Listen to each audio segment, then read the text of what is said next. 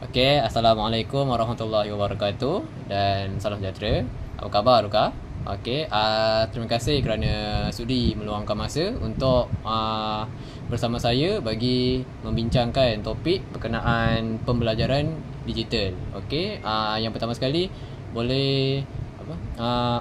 Boleh Ruka ceritakan tentang sebut sedikit tentang diri Ruka? Assalamualaikum, nama saya Muhammad Adi Aduka, seorang pelajar sempurna masa dalam bidang arkitektur di sebuah institusi pengajian tinggi di Politeknik.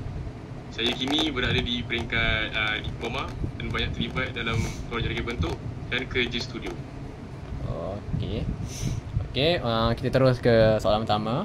Baik, buat masa ni apakah apps atau aplikasi pembelajaran digital yang Aruka sedang guna sekarang? Jadi apps yang saya kerap gunakan ialah Pinterest sebagai sumber rujukan utama untuk mendapatkan inspirasi reka bentuk, idea visual dan konsep-konsep seni bina dari pelbagai negara. Oh, baik. Boleh saya tahu apakah ciri-ciri yang Aruka suka tentang apps Pinterest tersebut? Okey, ciri-ciri yang paling saya suka dalam Pinterest ialah kemampuan untuk menyusun idea melalui boards dan pin gambar mengikut tema. Dia memudahkan kerja saya untuk simpan dan rujuk semula idea-idea yang saya nak. Oh, gitu. Baik. Boleh saya tahu berapa kerapkah Aruka guna app tersebut dan untuk tujuan apa Aruka guna apps itu? Saya menggunakan Pinterest hampir setiap hari. Tujuannya ialah terutamanya ketika merancang konsep atau projek atau mencari inspirasi sebelum saya mula melukis.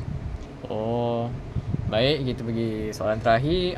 Jikalau Aruka diberi peluang untuk mengubah ciri-ciri dalam app tersebut, apakah ciri-ciri yang akan Aruka tambah supaya app tersebut jadi lebih seronok atau best untuk para pelajar guna? Saya ingin lihat ciri yang membolehkan setiap gambar dalam Pinterest mempunyai pautan atau maklumat yang lengkap seperti nama arkitek, lokasi projek atau tahun dibina.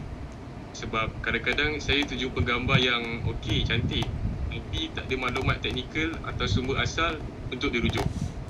Oh, baik. So, saya boleh nampak lah yang apps Pinterest ni memang patut digunakan oleh semua pelajar, terutamanya dalam bidang arkitektur. So, saya rasa itu saja perbincangan kita pada hari ini.